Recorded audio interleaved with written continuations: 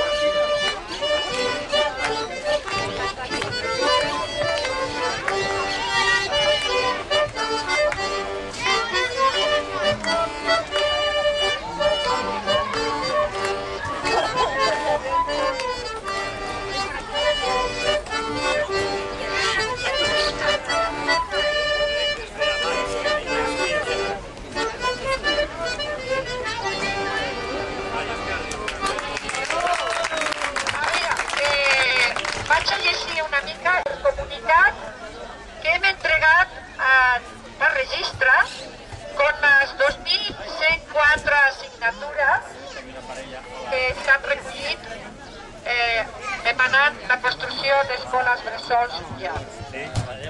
A l'escrit deia així: senyor alcalde, estava dirigit al senyor Bartomeu Muñoz.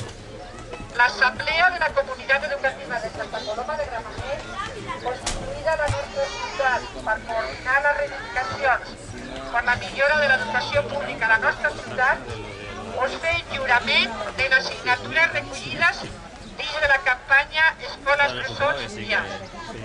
Adjuntem escrit els que han donat suport als ciutadans i ciutadanes signants i les organitzacions que han promogut la campanya. Agrupació d'AMPA de Santa Coloma, sindicats d'ensenyament, comissions, UGT, CGT i UGT, Casal del Mestre. També hem portat aquesta reclamació al Consell Escolar Municipal en el requeriment de tenir una resposta adequada per part de l'administració local.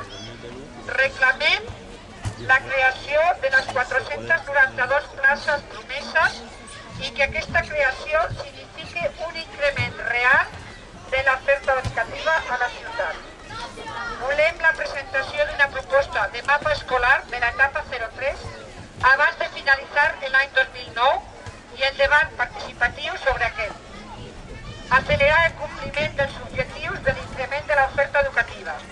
Restem a l'espera d'una resposta per a aquestes demandes. Assemblea de la Comunitat Educativa Santa Coloma de Gramenet, 15 de juny del 2009.